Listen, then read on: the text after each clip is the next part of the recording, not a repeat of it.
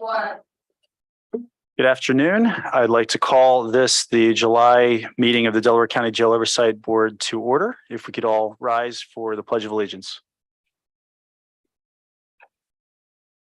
I pledge allegiance to the flag of the United States of America and to the republic for which it stands, one nation, under God, indivisible, liberty and justice for all.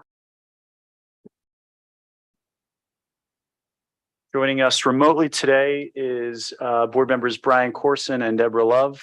Brian and Deborah, would you mind just announcing yourself? Hi, Deborah Love here. Brian Corson with the Jail Oversight Board. All right, excellent. And housekeeping matters, we did have an executive session yesterday to cover matters of security and personnel. And with that, we'll move on to the next item, which is our first round of public comment. If there's any member of the public who would like to address the board, please do so now. And there's, as always, 2 rounds. There's up front to specifically things on the agenda, and at the end, anything related to matters of the jail. Hearing none, we'll move on to an approval of the minutes for June. Is there a motion to approve? I make a motion to approve the June Jail Oversight Board meeting minutes. All right, we had 2 motions, but I'll give Ms. Love the honor. Raheem, do you want to second that? A second. All right, motion is second. Any questions or comments? Hearing none, all in favor? Aye. Aye. Any opposed? The ayes have it. And is there a motion to approve the reports from June? Anyone? I'll make a motion to I make approve the report. Thank you, Mr. Corson. Do we have a second? Second. All right, thank you, Deb. Any questions or comments? Hearing none, all in favor? Aye. Aye. Any opposed? The ayes have it. All right, Warden Williams. Good afternoon, members of the board. Before I dive into the warden's report, I wanted to take the opportunity to introduce to the public as well as to the Jail Oversight Board, our new Chief Deputy Warden, Adam Smith, who is coming to us from across the state as well. So I wanted to give him the opportunity to address the board at this time. Thank you, Warden. Good afternoon, Board. It's nice to put a name or a face to all the names. Since I've been here, I've received an overly warm welcome from members of council, from the staff in the facility. So I just want to take a minute and say thank you to everybody that's made my transition smooth and successful thus far. Although we have a lot of work ahead of us, we're all looking forward to the challenge. And I can tell that we have a really good team in place here. And I'm extremely excited to be a part of it. And I can't express my gratitude enough for the opportunity to join the Delaware County team. So thank you. Welcome. Thank you, Mr. Smith. Welcome. Welcome. So Mr. Smith officially joined us on June 26th, and it's been a very exciting and busy time period since he started. We're going to advance in the slides if we are good to do that. Thank you to Sean and Tiffany for providing support.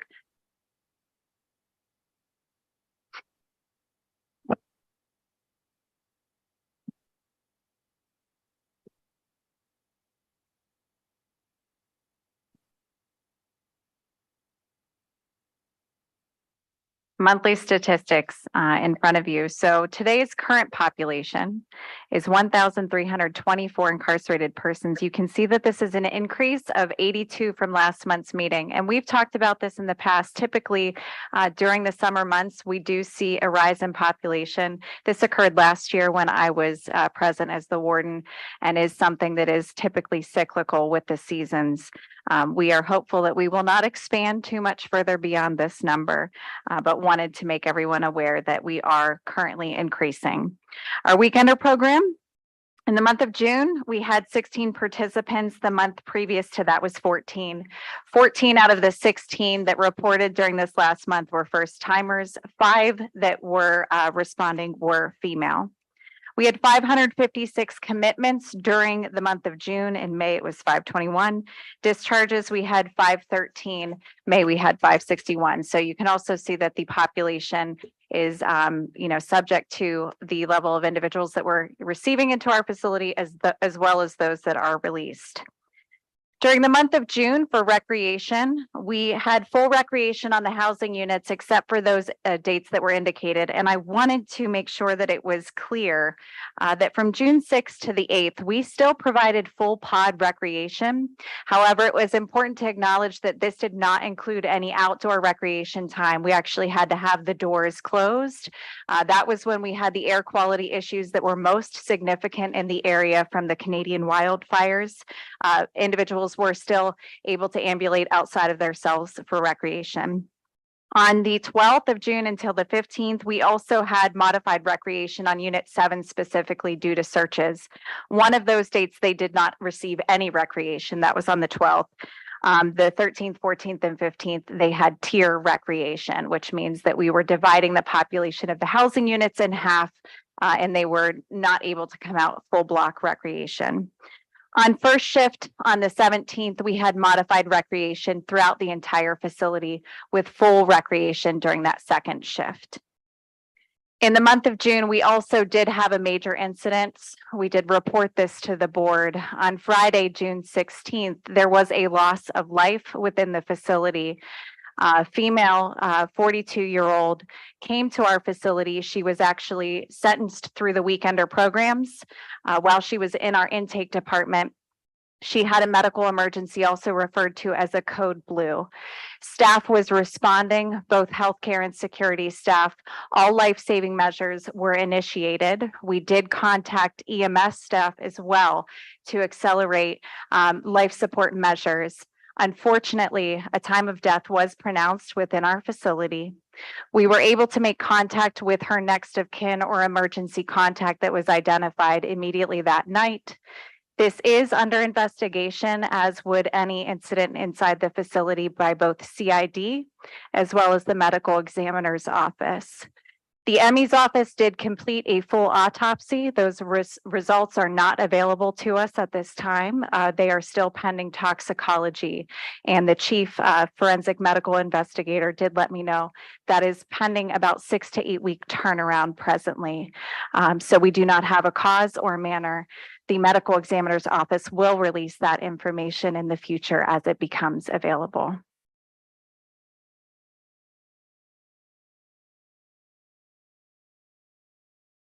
This last month, we also did promote 2 individuals to the rank of sergeant. Both were serving in the role of correctional officer, Sergeant Sheena Mason, as well as Sergeant Andrew Matola. So they are still completing their training until they will be fully able to work as sergeants within the agency. We did recently complete training for several other newly promoted sergeants who are doing well within the facility with their new supervisory duties. You can also see that we had a graduation on Friday, July 7th. That was last week. We had a class of 15 correctional officers complete the basic training academy. And Honorable Judge William McCready's was the individual who conducted the oath, administering that and swearing in our officers. We also began a class on June 26th, and our next class is scheduled to start on July 24th. I want to just hop in and thank again the judges who come out and recognize our new cadets. I know it is much appreciated, and I think it's a great way to connect the court with our workforce out there. I agree. And I think, so Judge Amoroso, who's also on the board, has been able to come out. We've had a number of different judges who've not been able to be at the facility more actively involved. And I know that it means a great deal to our staff to have different representation and exposure to our facility since we are continuing to go through such significant change. For our Employee of the Month, we were able to recognize Correctional Officer Jennifer Racinas Medina. An advanced practitioner, I believe she's a nurse practitioner, but I could be wrong. She might be a physician assistant. Quetta Brown Garcia, she works during our night shift predominantly. Raven Haggerty, who is our video services supervisor. And then you can see the past employees of the month. Very interestingly, and I appreciated this, we had individuals outside of the job classification. So security individuals were nominating non-security individuals and vice versa. There's been a lot of interdepartmental recognition and partnership going on throughout the agency. So this month in particular, it was really nice to see unexpected nominations happening, not just individuals who are immediate supervisors, seeing and recognizing the work that goes above and beyond in these employees. I wanted to also provide an update. We spoke about this last month. Two of our substance use counselors, Hillary Jones and Morgan Bennett, had attended a 3-day training for DBT, and we were waiting for them to receive the test or the examination to get the certification. They both did that and they both passed. So we're extremely proud of them for being able to achieve this certification. Dialectical behavior therapy is not very easy. So it was wonderful that we were able to support that, but mostly that they were interested in engaging in the additional education to help continue their advancement as a professional within the facility. We are still seeking additional employees. You can see the job classifications, and we are continuously doing interviews. Our next class that begins at the end of this month in July, it is not full, but we are filling up, which is very exciting. I also wanted to make sure that I publicly stated that there is an in-person job fair. This is not just for George W. Hill employees. This is something that the county is partnering to fill many different vacant positions. So anybody who might be listening, there is probably a position for anybody of your level of interest or skill set that will be taking place at the DCIU building, which is at 200 Yale Avenue in Morton, PA, on Wednesday, August 30th from 10 a.m. to 4 p.m.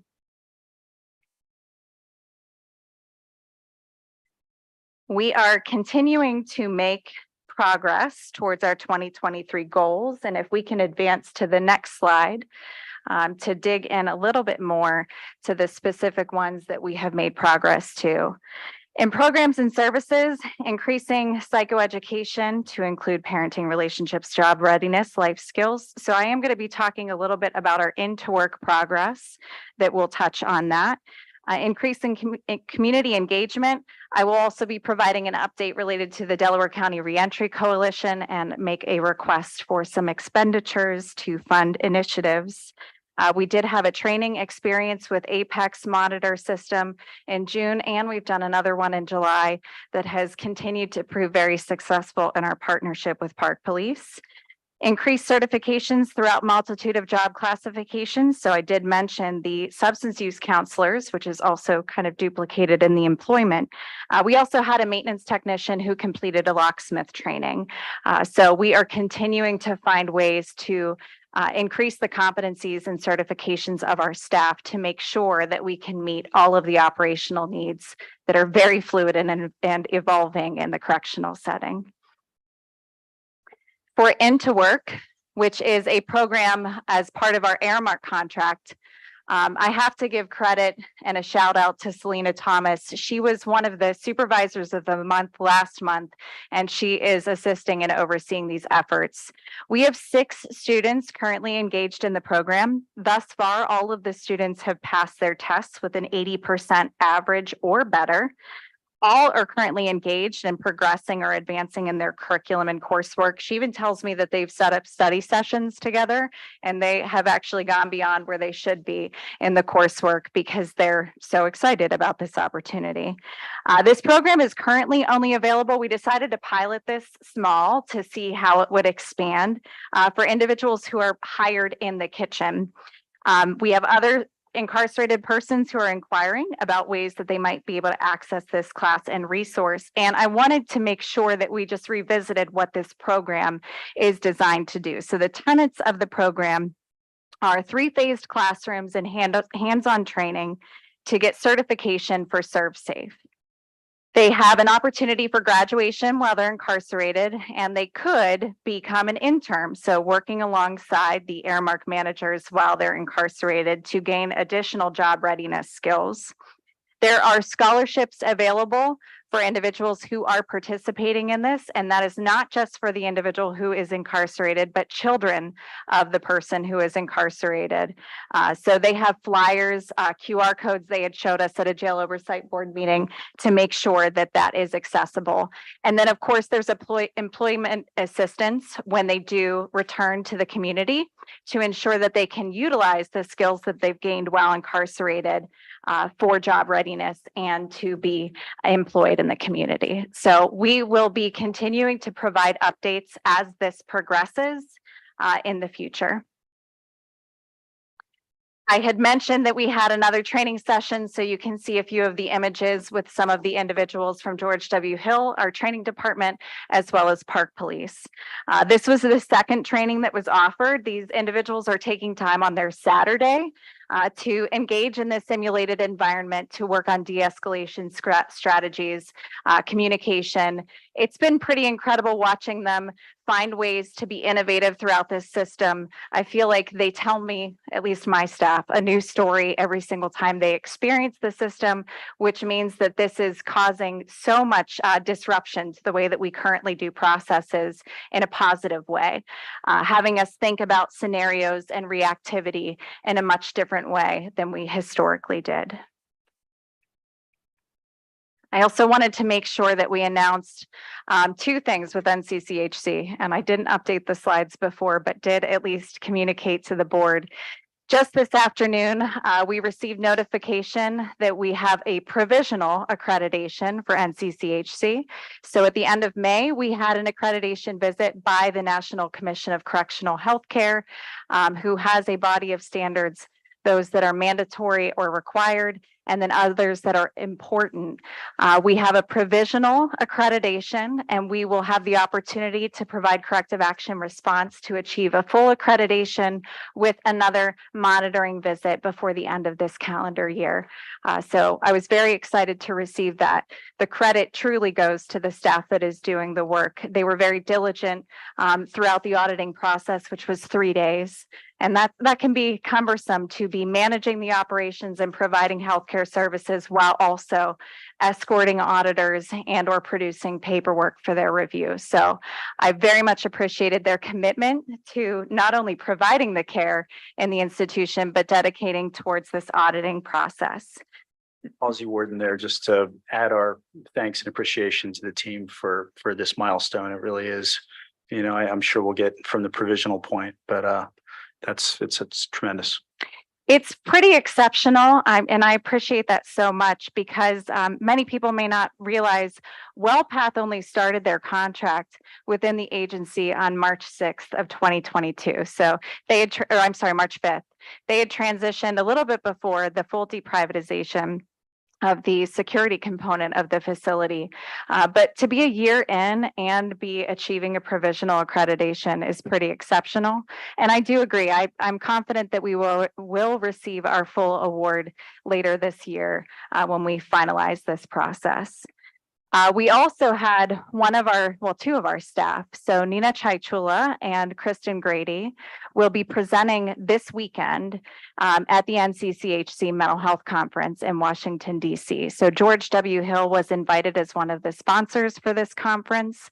And we are an entity that will be providing an actual talk and seminar. So I will be present to support. But this is Nina Chaichula and Kristen Grady will be talking about adverse childhood experiences, dealing with trauma, especially in an incarceration setting when you are an adult, because these behaviors and experiences do not go away. And we do need to find ways to recognize the impact of those experiences while managing the population in our care. So I am really looking forward to hearing their presentation as well as seeing the response that other facilities have to their talk this upcoming weekend. So we pulled out this data, which is usually in the packets of information that you get because I wanted to spend a little bit of time talking about what has previously or historically been reported. So you have the month by month. I also added in there the intakes and discharges because that does impact the numbers that you'll see. But what is missing from this slide is the impact of medication assisted treatment. So there have been a few meetings when we have discussed why the numbers for detox and withdrawal are changing and why they might be going down or up. And it is not, unfortunately, because there are less people impacted by opioid use disorder. That is something that is very real, pervasive, and likely ongoing. And it's not going to be achieved at a zero. But that's okay because there are options available and we are employing those options in George W. Hill Correctional Facility. So we did see a decline because there was some changes in those that were coming into the facility, though our population wasn't necessarily changing. But you'll also note that in May, when we saw a decline, that's when we started our expansion.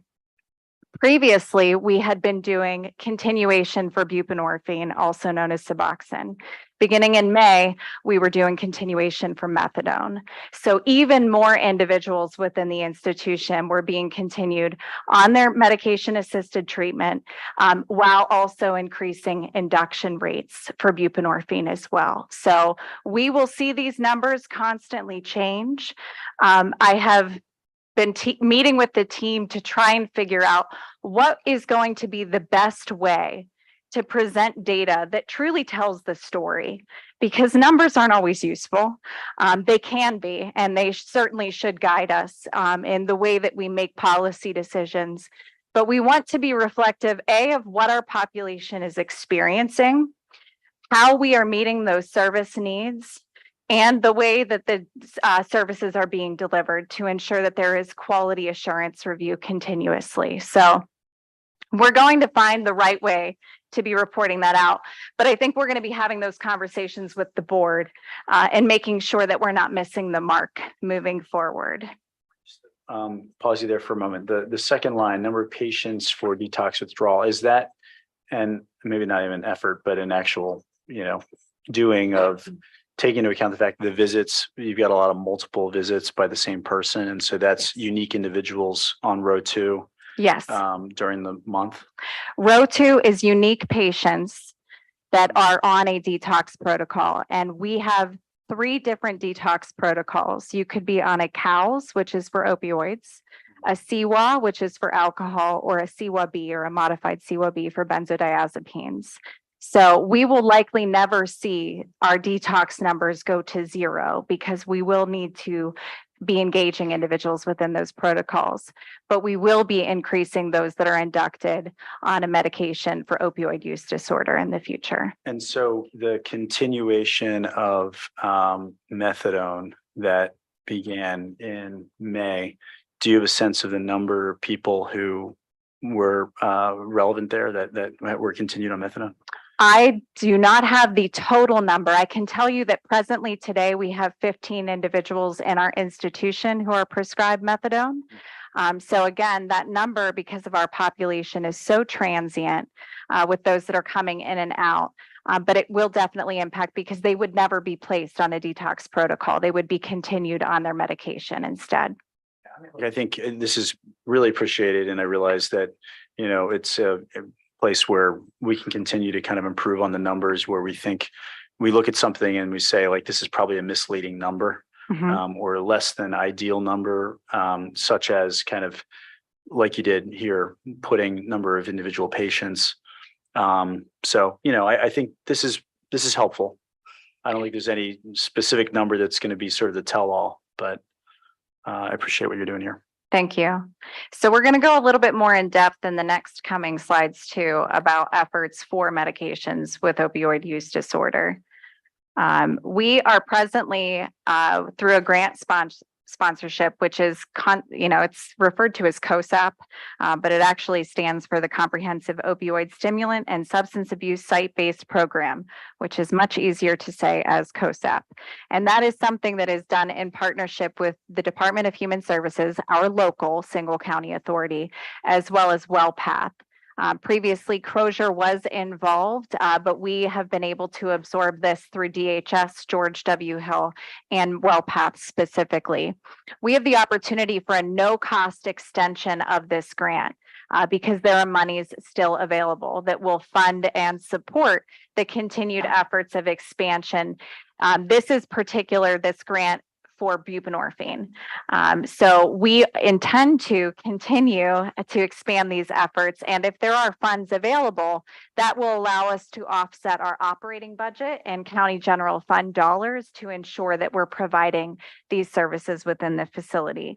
And you can see that the grant utilizations allow for expansion of life-sustaining buprenorphine medication, fund peer recovery support services, also known as certified recovery specialists, linking incarcerated persons with transportation to recovery meetings and employment opportunities once they are released from custody, ensuring links to treatment and supportment upon reintegration into the community. So we are very thankful. DHS had notified us that there was this opportunity. We are collaborating. They are spearheading all of the documentation to ensure that we're able to get this continued funding and support. So they are pursuing that, and we will be engaging in that opportunity. Understanding is that this is a pretty tight turnaround to put forth the necessary documentation. So I appreciate the team's ability to move quickly and get this put forth. Yes, and a shout out to Dana Ratchko, who continues to make sure we are responding to any questions and emails and putting the documentation together. And the next slide, we'll see that in May of 2023, that's when all forms of medication for opioid use disorder were continued upon intake, which was the addition of methadone for any individual on a verified program.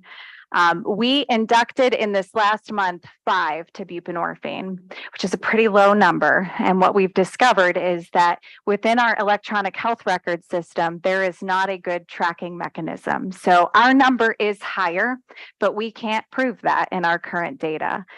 So WellPath is working, our on-site local WellPath, with the organization to make sure that we can track this appropriately for all inductions within the electronic health record known as IRMA.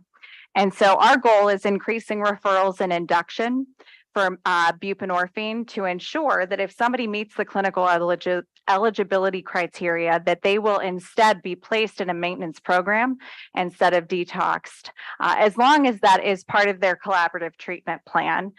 So the individual does not have to go on a medication for opioid use disorder, but that resource should be available to them, as it would be in the community setting should they go to a provider and identify that they have an opioid use disorder. So we are going to be finding a way to ensure that we're able to track this. And when I had said I didn't have the total number, 87 was for buprenorphine and methadone in the month of May for independent or individual patients. I just don't have the breakdown between methadone and Suboxone on this slide. So we can certainly work to tailor those numbers out as well in the future. Gordon, can you also remind us kind of where we stand in terms of warm handoffs when someone's leaving incarceration to ensure that they're getting some sort of a continuation of treatment as it? Absolutely. So within WellPath's organization, they have a discharge planner position, and anybody who is currently on a medication for opioid use disorder, number one, if we're prescribing the buprenorphine, we're able to provide that medication prescription upon their reintegration. Somebody who is receiving methadone would return likely to whatever their home clinic for dosing was, and we would be coordinating and confirming their last state of dosage as well as what milligrams of methadone they were receiving while incarcerated. The discharge planner is working very closely to make sure that we have those initial appointments set up and that treatment providers are aware that somebody is reentering the community setting. Sublocade, which is a long-acting injectable for buprenorphine, because you don't have to immediately get back into treatment, depending on when your last injection was, that might require a little bit more thoughtful planning, but that is one of the designated duties of the discharge planner to ensure. Through COSAP, there's also the additional linkage to a certified peer recovery specialist within the community. So talking to somebody who has lived experiences with incarceration and or recovery, though incarceration doesn't have to be part of that person's recovery story. But they are able to help assist in navigating the reintegration into the community, as well as access to treatment appointments and any additional supports that might be required in their recovery journey. Well, look, I think just to zoom back for a moment, I think it's important to really recognize just how much what we're talking about here has transformed from what our efforts looked to like 2 years ago, when more or less was 2 years ago when I think Vivitrol was introduced to a very tiny fraction of the population. I think at any one time there were maybe 5 or 6 individuals who were on Vivitrol because of some of the barriers that were structured in that program that made it tough for people to be considered, for the program, to be now where we have this number of folks. And look, I want to be clear, like medication assisted treatment is not a magic bullet to help someone who's dealing with OUD, but it is certainly a critical part of best practices to help someone. And for us to make this progress to where we're a leader in the state of Pennsylvania, it really is remarkable. And I want to recognize the entire team, WellPath, board member Corson for his leadership, because, we've really made amazing strides in what we all know is a horrible affliction that's, causing us to lose on average 4 people per week in this county to overdose deaths. I think it's important to remember kind of what we stand to do as a public health entity as well as a criminal justice entity. And so research shows us, and it has for quite some time, that the highest population of persons at risk for a fatal overdose are those leaving criminal justice institutions. So this is a way, it's not the only way, and it doesn't mean that it will be solely protective because there are so many contributing factors or risk factors. But this is a protective and preventative action, and it is also providing healthcare because this is a healthcare measure. So it's pretty extraordinary. You did mention Vivitrol, and I think that it's important to acknowledge we still provide Vivitrol, but there is not the induction process as it used to be. We do not have a lot of people electing, choosing, or asking to be placed on Vivitrol, whereas we are seeing that for medications for opioid use disorder such as buprenorphine. I also wanted to, this is still consistent with WellPath updates, because we've had a lot of discussion related to the healthcare contract and the service provisions over the last couple of months, and jail oversight board meetings talk about jail-based restoration of competency. So we did, through jail oversight board support as well as county council support, amend the contract with WellPath to increase for an on-site jail-based restoration of competency program, which is a 5-patient program. It is anticipated to start on September 1st of 2023, though sooner if all positions are filled. We have filled the administrative assistant position. They have extended an offer for the mental health professional as well as the psychiatrist position, and we are still seeking a psychologist. So if we're able to fill the psychologist position, that rounds out all of the vacancies and we'll be able to begin sooner. We do have a recruitment event for WellPath specifically. It's at one of the local hotels on July 26th. So hopefully, again, we'll be able to round out that remaining position. Additionally, this is an inaugural program, certainly for Delaware County, but for many county correctional agencies that are struggling to meet this challenge, as we've discussed delays in getting individuals to state hospitals. This will be something that's going to require a lot of coordination between many different criminal justice stakeholders as well as human service stakeholders. So we do have a meeting actually on Monday to talk about the competency process, what the intention and mission of this program will be, how we will handle and manage referrals, the communication systems between the courts. We will have multiple treatment entities. We've invited Norristown to participate as well as individuals at the State Department of Human Services to ensure that we don't have any gaps. But just, kind of at the higher level, it will be to really figure out what our work process flow is going to look like to make sure that these are expeditious services that are provided to restore an individual to competency. And I did have on slide, what is competency education, because there's still a significant lack of awareness, and it has a pretty significant impact on somebody's length of stay within an incarceration. So we're looking forward to the meeting on Monday. It's going to be chaired predominantly by Dr. Corinne Kotrba with WellPath. She has done a lot of jail-based restoration and competency programs, predominantly in the state of California, as well as Washington. So she will be lending her expertise with us.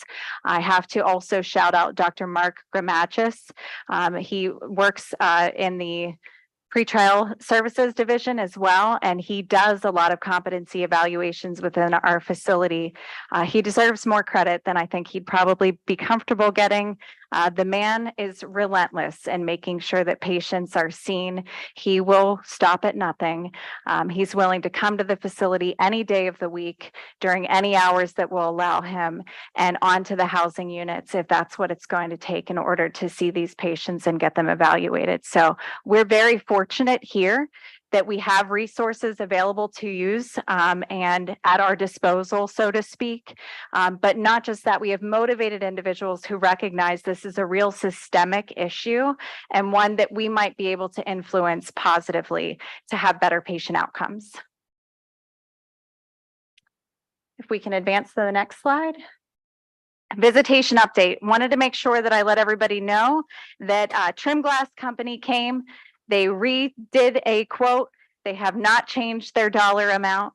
We will be funding this through the Inmate Welfare Fund. The project is expected to start on the 24th of July. So I hope by next month's meeting, I will be able to provide additional updates of project completion. We are in the interim evaluating the entirety of our visitation schedule. So presently visits for family members that are 30 minutes in length. We would like to expand this to an hour in length for the majority of our population, providing multiple different days a week and or morning sessions, evening sessions for flexibility of families, and ensure that we are making this contact for visits.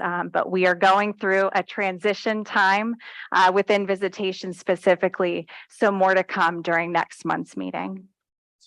Again, these are all incremental and they're, in smaller areas of the overall operations of the facility, but anything that we can do to expand access to family members, but do so in a way where we feel it's not compromising security. So I appreciate the installation here. Thank you. On our next slide, this is the cost recovery items. We are still including the balance of the Inmate Welfare Fund, especially if we're going to have a request for an expenditure like we do this month. So you can see all of the different items in terms of cost recovery that we have had within the last month, as well as year to date. And as a reminder, those top columns or rows are going into the county general fund, whereas when somebody leaves incarceration and they have less than $1, that is contributing to the Inmate Welfare Fund. Vending commissions or our commissary is the predominant source of funds for the Inmate Welfare Fund. And as a reminder, the board did vote to reduce the commission rate to make the prices less costly to the incarcerated individual or their families for commissary. So if we can advance to the next slide, and I'm going to ask our reentry and program administrator, Kelly Shaw, to join me. I have told her she doesn't have to speak. I might have lied about that. But I mostly want her to stand next to me for credit because that's supremely important. So stand right next to me.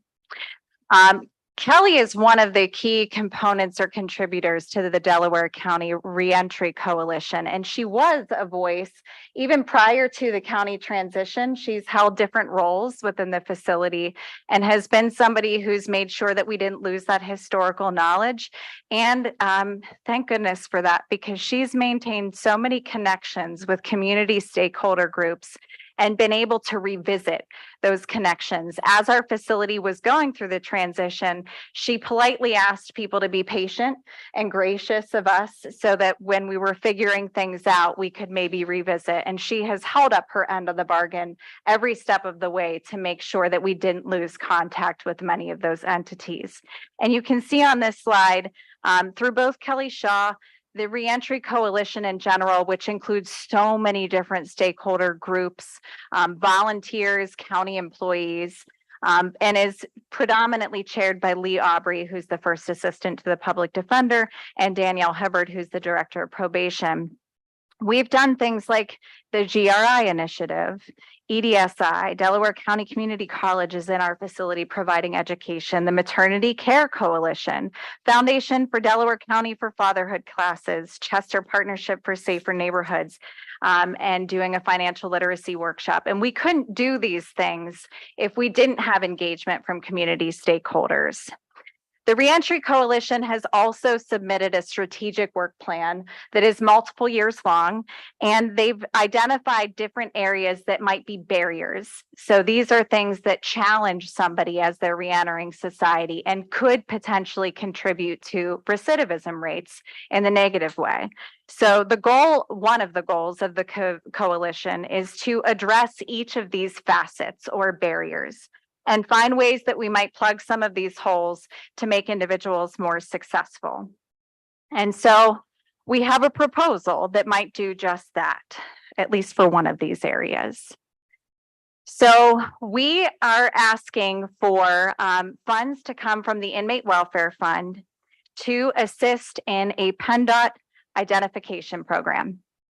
This is for the reentry population, so individuals that we know will be released. And we will hopefully find a way to do this for those that we don't know when they will be released. But we do have to submit paperwork and do documents and produce different things in order to obtain identification.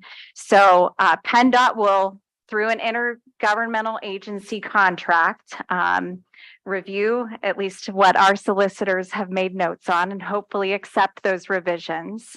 And then pending that, we will have our full program together. So incarcerated persons with a release date would be eligible. Reentry staff within the organization would provide authorization forms. We would complete those with the incarcerated individual. We would send those to PennDOT. PennDOT would then check their records to make sure that they were eligible. We would meet with the incarcerated person throughout this process. We would receive documentation back from PennDOT, place it in the incarcerated person's property, and then when they leave incarceration, they skip all of that when they're coming out into the community, and they would have essentially a camera card that they could go to a DMV and they would then be able to receive their government identification card. So there are so many different steps because we have to follow procedure, make sure that everything is being checked on both our end as well as PennDOT's end. But we all know you need a government ID to do everything. You know, if they're going to apply for employment, if they need to find a residence to live in, you have to be able to produce identification documents. And navigating this system as an individual who might be well adjusted as an adult is not easy. You know, it's not. And it's even probably more difficult when you're leaving incarceration with everything that you might be dealing with what you had to absorb from that incarceration or lost. If you don't have social supports or transportation, there's just the barriers keep adding up. So if we can eliminate that, give somebody the document that they need to report to a DMV, and we have a very close one to the facility that's within 10 minutes. So they would be able to essentially get this right away and be able to utilize that for whatever their needs might be. I did ask Kelly, I put her on the spot and I asked her to see if there was some way that we might be able to project, because truly coming to the Jail Oversight Board, I wasn't sure how we would be presenting this to you as a request. So we looked at over the last 17 months, how many people would have qualified, assuming they didn't have identification. And so it's a pretty small number. It's 17 incarcerated persons per month. within the last 17 months. If we were projecting that in a year and assuming that they need the photo identification renewal or an actual new issued card, because that's the more expensive version, it would be $7,854 for 17 people per year. But Sorry, where's the 17 number coming from? That's the, 17 a month. Sorry, I said a year just now, but it's 17 a month. If you see in the first top, I know it's very small for you guys, I'm sorry. 297 incarcerated persons within the last 17 months would have qualified, which averages as 17 persons a month. and when you say qualified, we know that these were 297 people who were released that didn't have identification or. These were 297 people that were released as part of the reentry program, meaning they were sentenced. So we knew when they were leaving our facility. Got it. So we don't know anything about whether or not they need identification. Some have. No, some but don't. we're trying to somehow figure out what would our top amount be. Okay. And so this may not be a foolproof plan, but we've never done such a program before. So if we were providing an identification card, the renewal, the duplicate, or initial identification, you can see there's two different prices. Just the photo identification duplicate, that's $37.50 a person. If you're doing a renewal or an initial, that's $38.50. So comfortably, we should go with the higher number of the two. At 17 a month, at the higher rate, which is $654.50 for the remainder of this calendar year, we would be looking at less than $5,000. If we expanded this, because again, the hope would be that we would find some way that we might be able to get more people this resource if they needed it. Projecting for 50 people being released each month, we would be looking at $23,100 annually, utilizing these funds. So again, I bring this information to the board. It's not in the prettiest format, as a way that you might be able to, because I'm also trying to reduce the amount that we would vote on such an expenditure. Can't imagine we would want to leave this open-ended because this is a piloted program and one that the Reentry Coalition certainly would support us taking on this initiative, but don't want to have free rein access to the Inmate Welfare Fund dollars. Do we just have any rough idea what percentage of people who are released actually don't have an ID? And I'm sure you don't have any exact idea, but is there any kind of a rough sense? Because I'm sure it's not 100%, right? So it's, It wouldn't be 100%, but I don't even know if I would feel comfortable projecting, only because some people come in and they don't have it on them as part of their initial property, but that doesn't necessarily mean it doesn't exist. So I haven't sat and polled every person. I could tell you, with people not having it on their person at time of arrest, it's probably maybe 10%, if that. I mean, I would say of all the support services that are like low hanging fruit, this would be one of them. Mm-hmm. Because you're right, you can't do anything without ID. And if we're sending people back out and if we had the chance and we aren't even using the taxpayers' money on this, it seems like a win-win. I mean, because they have to have it. I mean, Yes. they're just gonna fall back into trouble and frustration. And it's hard enough when you're not a former resident of George W. Hill to get all your papers together. I mean, honestly, just to get your camera card and this. So I think this is totally a very valid and appropriate use of the funds and seems like a necessary step to get them off into the world. I agree. No, absolutely. Brian Corson here, just to echo what Joanne's saying is, it's more opportunity to set people up for success. I know one of the major goals of, as we did this transition, Jail Oversight Board is, working on that recidivism number. And that's something that, continues to stagnate. And we're doing, like you talked about, Warden, the programs within the jail and how in this short amount of time, the things that we're setting up to get people stabilized and get on the right track for when they transition. And to echo Councilman Madden earlier, to really utilize that warm handoff approach and go above and beyond for when people discharge from the jail as well, because it is to support individuals that are transitioning to the jail in the community. The more resources we can put in place, the better chance that those individuals have for success and for not returning. And it's a minimal cost when we look at the long term. As Joanne was talking about, I mean, somebody transitions from jail, sometimes there's a fear factor, you know, walking into a DMV, going into these certain places, getting a stack of paperwork. There's an intimidation factor.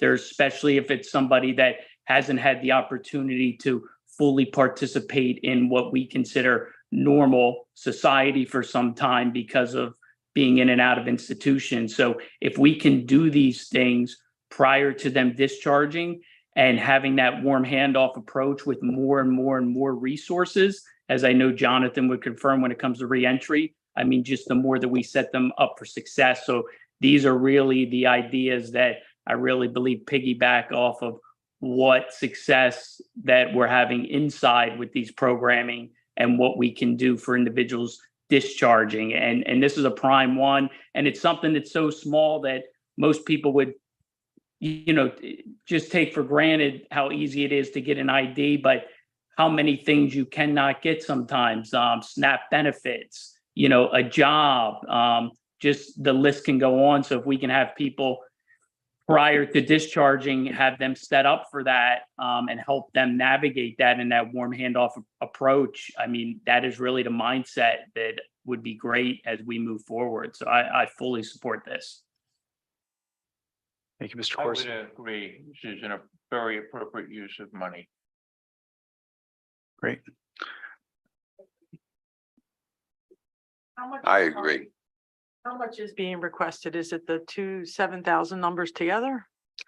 I don't know how much is being requested, to be quite honest, because ultimately I wouldn't want to exceed the amount because we have people actually engaging in this program and then have to stop providing the resource. I would think on the high end, we would be looking at the projected for next calendar year, the entirety of the year. So the rest of this year, it's less than 5,000. For the entirety of next year, we would be saying $23,000, I think $100 is what I have on this slide, would be a high end projection. So I don't know if the board would feel comfortable with not to exceed amounts. If we're getting close to using that, I would love to be able to come and say, this is how many people have participated and we are reaching that dollar amount and we'd like to request the capacity to utilize more dollars, whatever the degree of comfort is of the board, we're willing to kind of accommodate that, but I wasn't sure how to make it. Yeah, look, I mean, as we saw on the page prior, I mean, we have over $3 million in the inmate welfare fund. So just to put these figures into some context, it's not a big expenditure. I welcome ideas from the board, but perhaps we make it not to exceed, you know, between now and the end of 2024 of 35,000. Does that seem? I would say that has to go to council. I'm not sure that it does in light of the fact that it's not general fund expenses. I think we might want to check because I thought I thought Bill Martin made the view that anything, even though it was coming, it's a contract with the county and it's going to be signed by council, it's over 25,000. If it was 24,000, I was going to say this board could approve it and we could process it. So. Well, we got a couple people here we may tap into. So we've got the Chief Administrative Officer, Mark Woolley, and we've got our Jail Oversight Board solicitor. I don't think there's really a contract here, so that might be one relevant data point. There is with PennDOT. Well, so it's an intergovernmental agency agreement, and that we're paying for the cards if the individual actually does go to a DMV and utilizes that camera card, we'll be getting invoices monthly as they were filled in. But the agreement is not a guaranteed number of dollars that we would be committing. It is simply that we would be working with PennDOT as an agency to complete and verify the identity of the person as well as the paperwork. But our solicitor is way smarter Yeah, about that than what- I am. What else to say? Listen, obviously this isn't in any respect to try to avoid transparency. We're having this at a public meeting. I just think, yeah, I find it unlikely that it's going to even exceed 25,000 in light of the fact that we're assuming 100% participation, which we know is not even close to being the case. So just, this is like we have 3-hour-long county council meetings, and this is not something that to me feels like something that requires county council support. So perhaps what we do is just say 25,000 not to Okay. exceed, and that way we know we're covered. $1,500.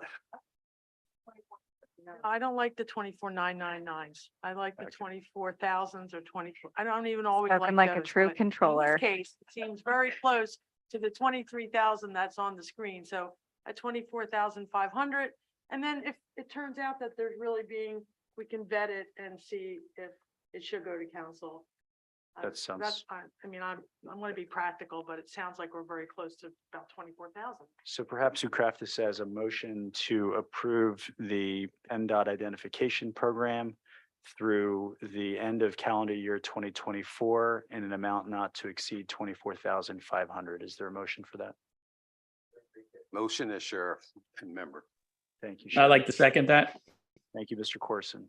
Any further questions or comments on the motion to make that request of use of the inmate welfare fund?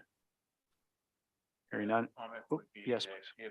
if it turns out that that isn't enough money, this is something that is so valuable. Everyone who leaves should be we should make sure they have proper identification. Because without that, their chance of success and is really diminished. So, well, I think we need to put a cap on it. If it turns out we need more money, I think this is a very appropriate use of funds. Yeah, I think it's more just from making sure that the board is aware of how it's being used. But I hear unanimous view of that sort, that if it does exceed it, I'm sure we can, informed by how, I think it's a good thing. If we end up exceeding it, great. That means it's really having an impact. And that way we can just make sure it goes to county council if in fact it's necessary. So what we'll also commit to is Deputy Falley, who is going to be providing a quarterly update today, will make sure that this program is part of the quarterly updates, which will give us benchmarks for the rate of participation. I imagine we'll probably start slow before we really kind of refine those processes. But we will be sure to keep everybody up to date as we go through. Great. Oh, go ahead. Yeah. I was just wondering, every program, I'm totally in line. This is a terrific use of the money. Will it administratively burden the offices further? How much further? It will, because Yes. every program people want takes people to run the program. Yes. And so that's part of why Ms. Shaw is here, because she deserves credit because she's continuing to take on additional things. And I should say, it is not common for jails to be performing the work of social services. But this is a need, and it is something that I think will impact the population pretty significantly in the same way that we've increased medical assistance applications for individuals who are reentering the community. Because if they can't access healthcare, that too will become a barrier and might contribute to their return to incarceration. So I'm extraordinarily thankful, though they don't get the credit, not just Kelly, but most of the staff don't get the credit for doing what they're doing. Correctional agencies aren't social services buildings or public health buildings, mental health institutions, drug and out. You've heard me say it a million times, but the staff is doing it because it's the right thing. And look, as I know that you feel the same way very passionately, Warden. But even though I think historically jails and prisons have been viewed purely through the lens of security, which no doubt is an important part of what is done there, we also have a mission to ensure that the people who leave the county jail, that we do our very best to ensure that it's the last time that they're there. And that is, whether that's been overt view in the past, we certainly take it now. So they're not social services organizations, but in a sense, they kind of are. Comment as well. I echo what Mr. Corson said. And I just want to say about Kelly Shaw, because I've talked to her a lot for the last going on 4 years. You are doing a fantastic job. And the people behind the scenes never get the credit. I joined this board because of the kind of work that you do. And you've never let me down. You've been consistent, you work hard, and you understand. Even if you don't understand, you ask me questions to try to make it clear, right? And I really appreciate the work. This is why I'm on this board, right? Because I'm a reentry guy, right? And I respect the fact that you take those initiatives to tell the ward. Not only have to talk to the ward, I talked to Kelly and she makes sure she gets it done. So I just want to say publicly that you are doing an excellent job and you deserve all of the kudos. So thank you. Thank you, Mr. King. Any other comments? Yes. Make one more comment, just to continue with the judge's thought. You're going to keep the records of how the expenditure happens. Can we look to the administrative and legal arm so that in case Warden is back here in September because we've maxed it out, we know that day when asking for more funds, how we can appropriately acquire more funds for this, whether it's through council or whether we as a board have that power. So I just ask that we don't drop that here in case just, we run out of money before. Right. I think offline we can sort of look at that and confirm one way or the other, whether, hypothetically, if it exceeded 25,000, if in this case, it would need county council approval. Thank you, Ms. Love. Anything further before we vote on the action? Hearing none, all in favor? Aye. Aye. Any opposed? The ayes have it. Thank you, Warden. Thank you very much. And that concludes my portion of the evening, and I will hand it over to Deputy Warden Fowley for his quarterly update.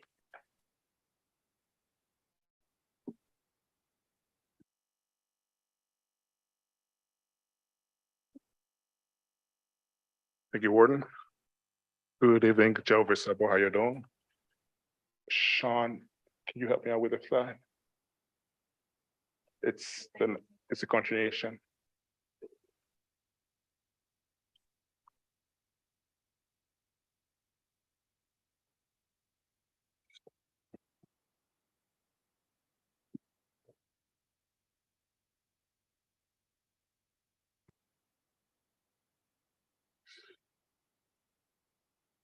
Thank you.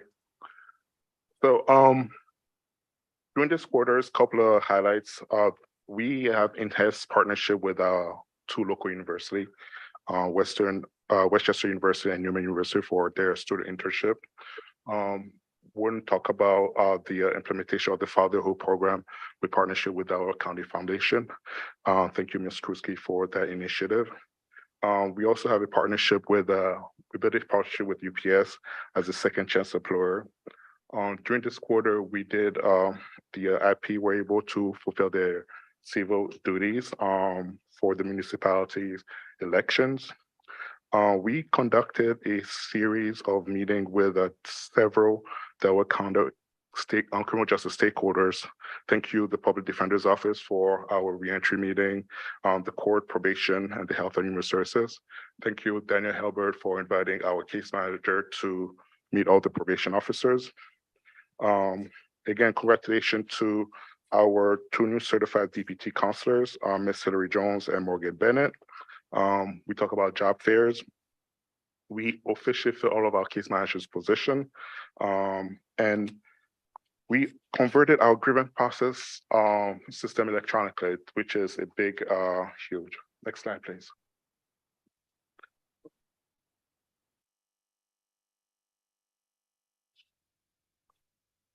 The warden touch base regarding our population. During this quarter, our population decreased, but however, we're coming to the summer month. Some people call it the summer surge. Our count is currently 1324, which is the same as last year. And we're going to see this big feeling that towards the end of the summer, there's going to be a significant surge of our daily average jail population. Our juvenile population has decreased. We currently have 6 juvenile population in between April, May, and June. We started with 8 in April, 7 in June, 7 in May, and 6 in June. March we had 9, so we see a big decrease on it. We touched base earlier regarding the amount of intake. I'm not going to talk too much about it because the warden covered it, but our intake is going to increase during the summer. For our education and workforce development, we have a 63% passing rate for our GD. So that means that any IP that are at George W. Hill has a 63% chance of passing their GED. Thank you, the GED department, Ms. Kruski, Ms. Kaspari, and Ms. Mikhail Martin for your hard work and dedication. Our number during this quarters for our substance use and mental health have increased. We see 319 during this quarter participating in Prep 1, 103 report ordered for Prep 2. We have 192 new enrollments. We have 109 IP who enrolled in the anger manager during this quarter. We have 13 behavior modification, and we have 139 AA during this quarter. The demographic for our population is 68% are male and 32 are female. The majority of the 51% of our population are white, and 41. The second one is are African American, which represent 41% of our substance use disorder population for this quarter. The age range for our population of we have 37% of our IP population between the age of 26 and 35, which is our highest population that without substance use disorder. The second highest are the 36 to 45 range. And of course, our drug of choice is opioid. We talk about opioid and the plans that we have in place for George W. Hill. We currently have during this quarter 46, but we had a decline from last quarter, which was 49. So we do see. So that means that the enrollment of people taking their sobriety seriously. The second highest is methadone, and the third is alcohol.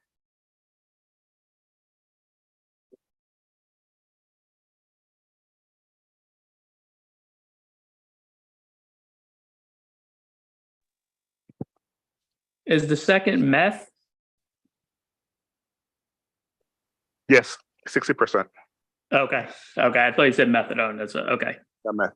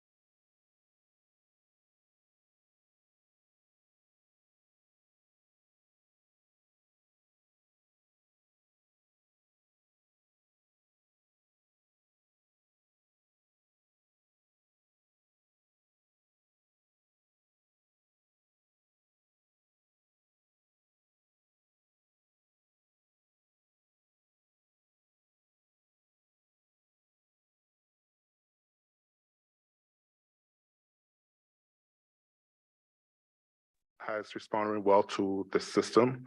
And we really appreciate increased communication with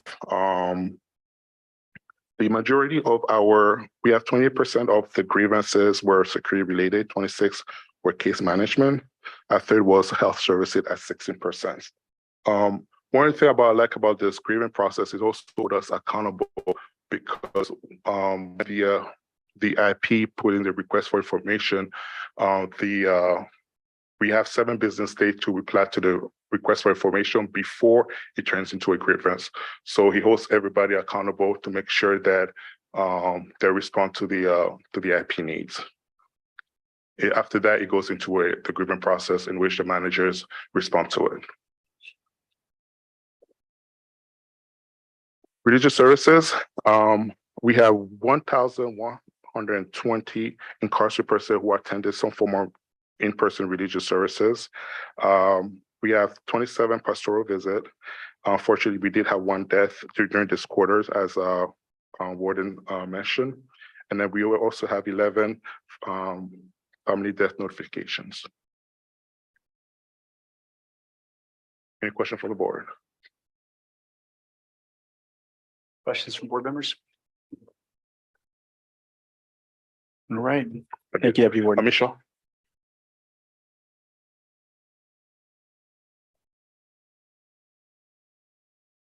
Good evening, members of the board and the public. On Friday, June 9th, 6 participants completed the first step, a job readiness reentry program. Following October implementation of the first step program, 42 participants achieved completion of the 4-week program. In commitment towards increasing employment opportunities, the first step will expand services, adding a customer service training component to the course. Upon completion of the training, participants will receive a Pennsylvania state-recognized customer service certification. The certificate program is designed to provide an understanding of high-quality customer service and communicating effectively in today's business world. Skill training includes communication, professionalism, problem-solving, and anger management. When mentioning the First Step program, it's paramount to recognize Lauren Pearson of Education Data System, Inc., referred to as EDSI, for her management of the First Step program. Lauren's commitment to providing meaningful work-based experiences and successful reentry into the workforce and community is evident in the success of the program. Lauren has also become a reentry expert resource to the staff at George W. Hill and is always available to assist, support, and guide. And as Warden Williams mentioned, EDSI is an impactful community resource provider and fellow Delaware County Reentry Coalition member dedicated to supporting a successful reintegration into the community. On Tuesday, July 18th, Child and Family Focus organization will facilitate Life Skills High School to the juvenile population. The 10-session course will focus on healthy relationships, emotions, family communications, media awareness, and the value of good health. Thank you. Can I answer any questions? Any questions, board members? All right. Thank you, Deputy Warden Shaw. Are there any other Deputy Warden reports? All right, we will then move on to any new business for today. Any new business from board members? If not, we'll move on to the last round of public comment. So if there are any members of the public who are here that would like to address the board, please do so now. Hearing none, we'll move on to any final board member comments for today. I would just like to say, if I could, I know Judge Amoroso isn't here. I know because I had a Board of Judges meeting with her today, and she was picking a jury this afternoon. She had, it was a very big case. She had ordered 100 jurors, and she wasn't able to do it this morning, so she didn't start until around 2 o'clock. So I suspect that's where she is. Similarly, I wasn't able to make the session yesterday because I had a very large criminal list, but I assure you that both Judge Amoroso and I will be here if we're not doing some judicial duty. Well, no doubts about your and Judge Amoroso's commitment to the board, but I appreciate the update. All right, if nothing further, I will entertain a motion to adjourn. I make a motion for adjournment. Thank you, Ms. Love. Second. Motion is second. All in favor? Aye. Aye. Any opposed? We are adjourned. Thank you all.